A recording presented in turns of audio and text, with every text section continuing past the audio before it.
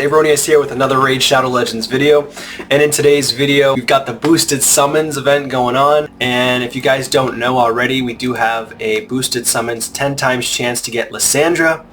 Lysandra is an exceptional champion. You're definitely going to want Lysandra on your team if you're, just starting out, or I think that what's going to end up happening for most players is if you're pay to play, if you pay a little bit of money into the game, you're going to want to get Lysandra if you don't have her. She is the best speed manipulator in the game. She's fantastic. On the A1 transfers a debuff from this champion to the target. Well, not just one debuff, but all debuffs, so that's really cool.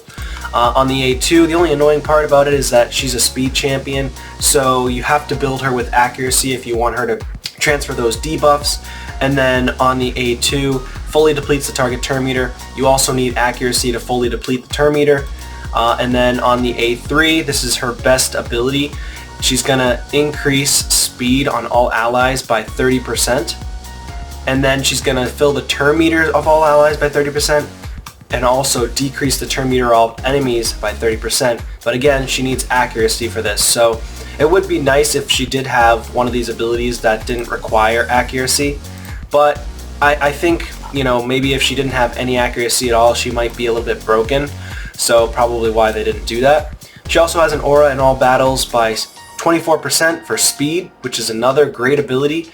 She's great for a go first team. I mean, she's amazing in attack. Also can be okay in defense, but personally, unless you're just building a tag team, you can build other defenses that might be better and have your damage dealer be really low on speed, so she's gonna steal the turn meter of the enemies or just reduce them, and then boost your turn meter up by 30%, so the thresholds of your nuke builds might be able to get a little bit lower for speed.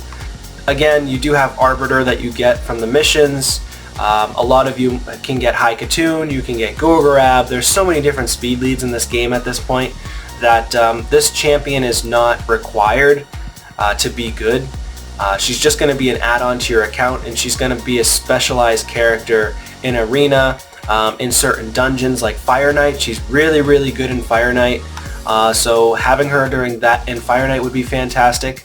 And obviously she can be utilized in other areas in dungeons as well. Ice Golem she'd be fine in. She'd also be fine in Spiders, although I wouldn't recommend her in Ice Golem because you want to kill the Ice Golem as quickly as possible. Ice Golem, you kind of want to put as many poisons on him as possible to kill him faster, because you want him to take turns in order to be killed faster. She can be utilized in many different ways. It just depends on where you're at, what level is your account. Do you really need this champion? If you don't need this champion, then I suggest you don't go for her and try to pull shards for her. Or unless you're just looking for more epics and legendaries, then yes, this is the best time to pull your ancients. But we do have a new fragment summon character coming out soon. And it's a dwarf. It's next week for March. We didn't expect this to come through. I'm pretty excited for it to happen, but I'm a little bit torn because I want to pull on my 2 times as I am free to play, so I save my shards and typically pull them on a 2-time event or like a really good 10 times event. This would be a great 2 times event to pull on. Am I ecstatic about Lysandra? Sure, but do I need Lysandra? Not really. But getting her would be a huge boost and benefit to my account. So here we go. I'm really hoping for, honestly, any legendary. I don't want any duplicates. I would really like a Septimus, to be honest with you. Septimus would be cool. There are tons of other champions that I'd love, like a Duchess. Duchess would be fantastic. Just taking a look at the index, Septimus would just be really fun to play around with on dungeons. And then Ricktop the Bold, he's pretty good. Helior is good. There are really good champions on here. I definitely wouldn't mind an Underpriest Brogni. Underpriest Brogni is one of the best champions in the game for support. Trunda is really nice, best damage dealer in the game, so both of those champions would be fantastic. I'm pretty sure you can pull Beauregard now from these shards, so Beauregard is one of the newer champions. He does the increased resistance or something like that, or decreased resistance. From here, really not too concerned about the orcs other than like Iron Brago. Really good clan boss champion, really good defense-based champion, helps support the team. Clan boss, Doom Tower waves, things like that. Let's see. Wouldn't mind a Rotos. Can't forget about Rotos. This guy's a beast. I wouldn't mind him at all, actually. And then, you know, from Knight's Rev, not really interested. I mean, other than Calvalax, he's really, really good. Demon Spawn, Candrafon would be fantastic. Prince Kymar, oh my god, like there's so many really good OP champions in Demon Spawn. Like Wither, the Crown, she's insane. If I pulled her, that would be pretty fantastic. Basically, most, if not all, of the Demon Spawn legendaries will boost your account. Other than like Vassal of the Seal. I mean, even Vassal, he's still pretty good. I just wouldn't recommend him as like a top tier legendary. But yeah, I mean, oh, Draco, Valkyrie, Martyr, Roshguard. So there's a lot of different champions that I'd be interested in pulling during this 2 times, other than just Lysandra, and I'm sure you guys have those champions in mind as well. Definitely leave in the comments down below what champions you're looking for during this 2 times, and if you're pulling during this 2 times. Alright, without further ado, let's get into this. Let's see what we can get. I'm going to go ahead and pull my first 3. Let's do 3. Let's see what we can do here. Ooh, epic right off the bat. Oh, and we got the new, one of the newer champions, Visionary.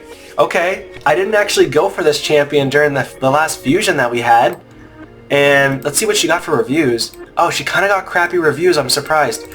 I've heard good and bad mixed reviews on this champion. Attacks one enemy, 30% chance of decreasing the target's turn meter by 15%. This chance increases to 100% if the target is under decreased crit rate debuff or decreased crit damage. Decreased crit rate and decreased crit damage is not really a debuff that's utilized very often, so this is rarely going to happen. I feel like they should change this to decreased speed, or something different, like decreased defense. Like that would be really great, because there's no add-on for the percentage chance, so it's just barely ever gonna land. On the A2, attacks all enemies. Oh, of course, she has it in her kit. 75% chance of placing a 30% decreased crit rate and 25% decreased crit damage buff on all enemies for 2 turns. Right, but it's gonna take too long to set up if you're in Arena, and if you're in Doom Tower, yes, this might be useful, but I just don't see it happening all that often. Increased crit rate and increased crit damage on all allies, and fill turn meter of all allies by 15%. Now this is a good ability. I like this ability. This is good for Arena. And then on the Aura, speed and dungeons. Okay, that's great. I mean, I guess she's really focused on PvE more so than Arena PvP content. You know, that's why she has such bad ratings. People don't want to use her unless she's in Arena, because when you look at this kit, you would expect her to be utilized in Arena, but she's going to be mainly utilized in dungeons. I really feel like if this was for Doom Tower, it'd be much better, because the decreased crit rate, decreased crit damage is nice, but then again, even in Doom Tower, I believe that the base crit rate for those waves are like 15%, so it's not really going to change by a whole lot. If this was in all battles, maybe 20%, she would be a much more viable character. Alright, we're going to go ahead and pull the next 2. Got ourselves in a, I thought that was Apothecary. His brother, his crap brother, he's garbage. Absolute garbage. Another blue. Alright. We're going to go ahead and do a 10 pop. Let's get it. Come on, baby. Give me a legendary in this. Don't tax me. There's a purple. Vilja? I don't know how to say her name. Another new champion. You know, this is another new champion, and she's got 2-time attack, decrease target's max HP by 10%, cannot decrease a single enemy's max HP by more than 50%. That screams Scarab Boss in the Doom Tower. A1, 75% chance of fully depleting target's turn meter. Again, Scarab Boss. That's all I can think of right now. Attacks all enemies. Scarab Boss waves before you get to the Scarab Boss. Fills the champion turn meter by 15%, heals them by 15% of the damage inflicted. Also good for just general PvE content waves. Also has a passive ability. If this champion has 2 or fewer buffs at the start of the turn, places an increased attack and increased crit damage on them for 1 turn. That's not bad. Also would be good in arena as well, especially if you're early game. So if you were early game and you got this champion, would definitely be a progressive champion for your account. But not really what I'm looking for. Probably not going to build her for a while. Another epic, Fodbor the Bard. I've also got this champion. Another epic to Shadow. Ooh, there we go. Oh, Gerptuck? I mean, yes, he's good. He's good. I wish I was more excited for this guy. Oh, man.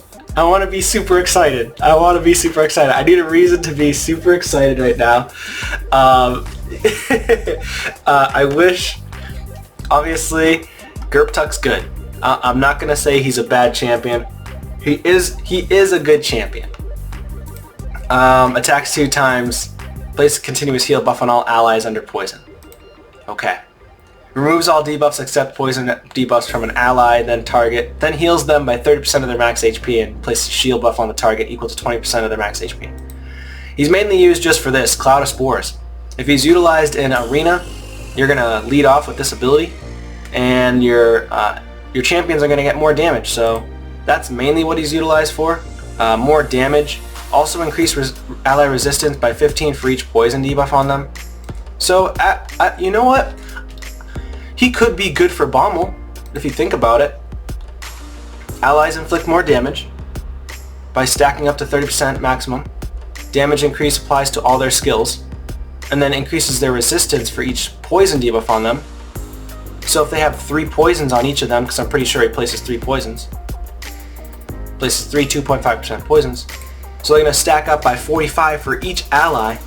So resistance is nice, and then he has resistance in all battles. So actually, Gerptuck could be utilized in Doom Tower. He'd be okay for Doom Tower waves, and yeah, definitely good for Arena.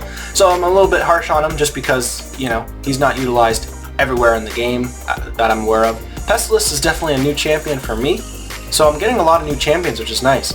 2 times at random, Leech ability on the A1, HP Burn on the A2, heals all allies as well if the debuff is placed, and fills a turning of allies. That's nice as well, but it's only on 1 enemy, so good for the Doom Tower Ice Spider or Frost Spider. Also good for the Doom Tower Nether Spider as well. Places 50% accuracy buff and increase crit damage on all allies. That's really good too. Increase accuracy in all Doom Tower. He's not bad. I wouldn't say he's crazy good, but he's not bad for Doom Tower. Fodbor attacks 3 times. Okay, heal reduction. Good for Fire Knight. Attacks only 1 enemy. 80% chance of stealing 2 random buffs. 80% chance of stun for 1 turn instead of the target has no active buffs. I feel like if that was attack all enemies or maybe 3 times at random, that would be better for waves. Attacks all enemies. 75% chance of placing a decreased defense. Books out to 100%. Not bad. Fodbor is okay. And Tashada, she's one of the newer barbarians. Attacks 1 time, places an attack on this champion for 2 turns if it's critical, but her damage is based on defense and attack. Personally, I would just build her as a tank and build her with a lot of defense instead of attack. Attacks 3 times at random. Each hit is a 50% chance of placing a weaken. The chance of placing the weaken increases to 100% on criticals. Meh. Attacks 1 enemy, revives a random ally with 40% HP if this attack kills a target. Only available when an ally is dead. Well, yeah. Duh. Okay. Increase all ally speed and faction crits. She's not really necessarily needed. I'm going to go ahead and pop another 5 here. I'm going to do singles. See what we can do here. Come on. Boom. Nope. We got Harris. Really good clan boss champion with the counterattacks. Let's go. Come on, baby. Can we get another legendary? I'll try to pop another one. Do 1 more, and then I'll do the rest of 10 pulls. Nope. Alright, so nothing there. Let's go ahead and get the 10 pop going. Come on, baby. Another legendary. We need it. We need it. Come on. Oh, don't give me all rares. Oh, you son of a gun. Alright, let's do this. Let's do this. Last 10. Last 10. Go slow. No. No, no, no, no, no, no, no, no, no. Woad painted? Are you kidding me?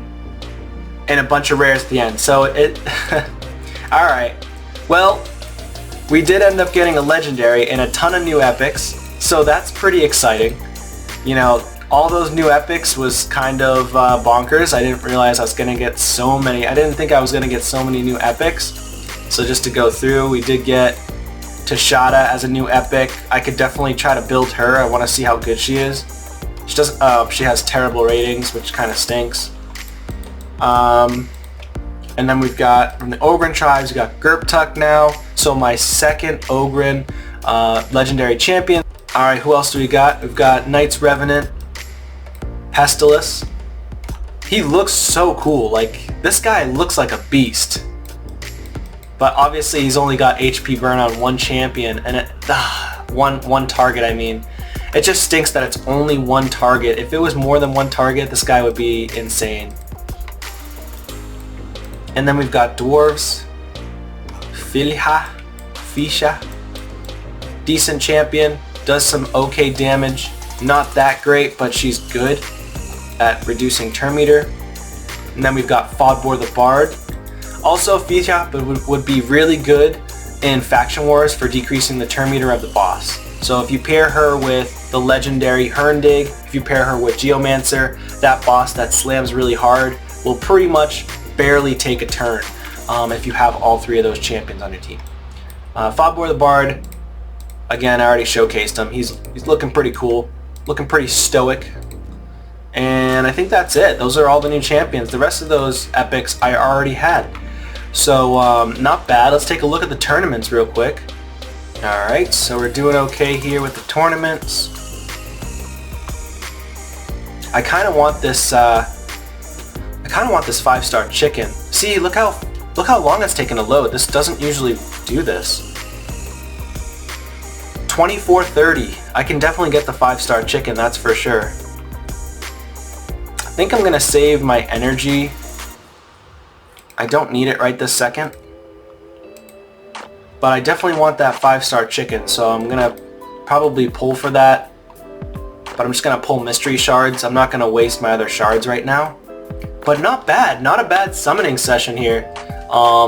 Super excited with what I got. Gerptuk's gonna be a new champion for me. I'm gonna build him up. It's gonna help me with you know, building max damage type of comps, and also potentially building a better, faster arena team. So that's cool because I can actually replace, what's his name, Phoenix. So right now I have Phoenix running as one of my block buffs champion, and he's got a lot of speed. I use him in arena at times. So he's not my damage dealer, he's just my block buffs champion. So I utilize him a little bit in Hydra. I utilize him mainly in arena, but not bad. So there's that. So Gerptuk's definitely going to replace him for arena because Gerptuk's a little bit bulkier, I think. He can survive longer, so that'll be nice. And then, you know, the other champions, fun to mess around with, but not the ones I was looking for per se.